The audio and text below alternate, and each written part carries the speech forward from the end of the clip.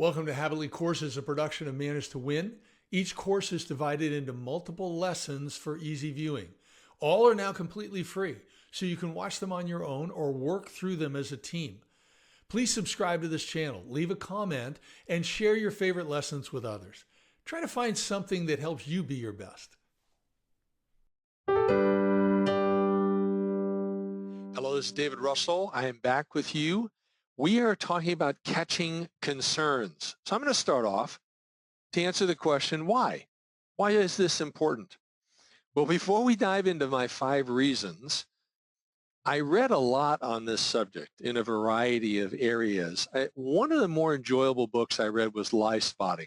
You can see the image there on the screen.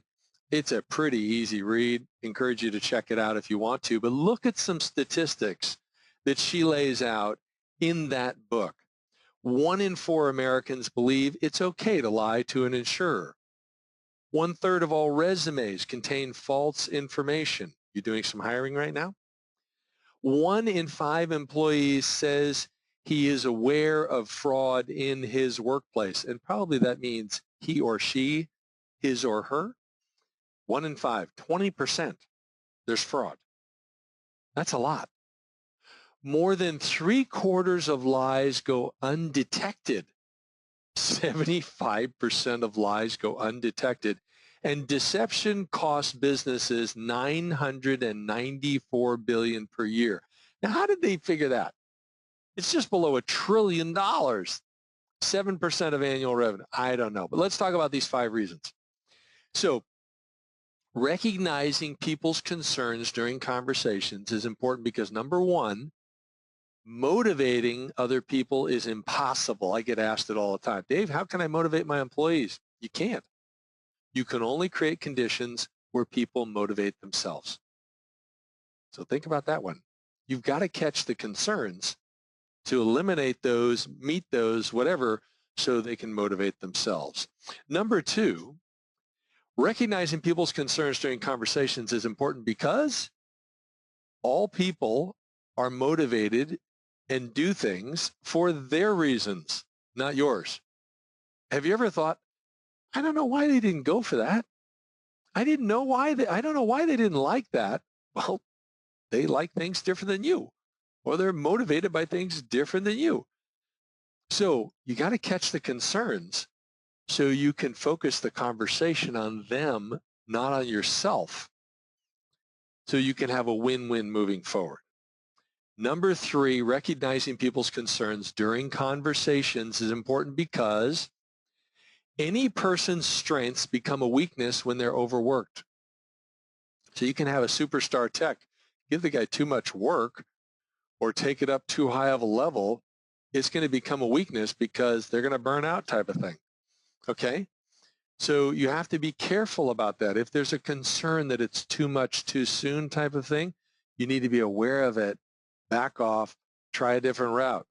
Number 4, recognizing people's concerns during conversations is important because this gets scary. Anyone can control a communication or situation when they understand themselves better than you understand yourself.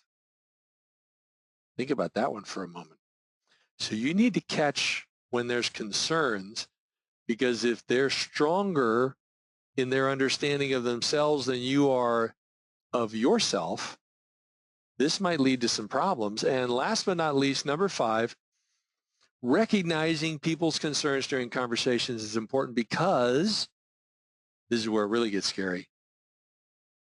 People control you when they understand themselves and they understand you better than you understand yourself. So I understand me and, I understand you. So then they may not even do it consciously, but subconsciously, they may manipulate you or get you to do things that really, if you had thought it through, you wouldn't do. So you need to catch these concerns so you stay on the same page and you're focused on mutual win-wins. Developing a habit of perceiving the different behaviors during conversations, especially verbal and written indications of concern, help us serve others better. That's really the key here. I'm not teaching you these things so you can manipulate conversations or people. What I want you to do is I want you to have better relationships. And it's difficult to do that if you're overlooking concerns.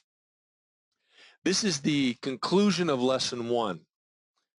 Talk about those 5 points. Think about recent situations in your workplace where they may relate to one of those 5 points. What would you have done differently if you had really been aware of this beforehand? Maybe things would have been a little bit better. This is part of your exam, so take the exam when you're done with this one. Have fun talking about it. This is the conclusion of lesson 1. Bye for now.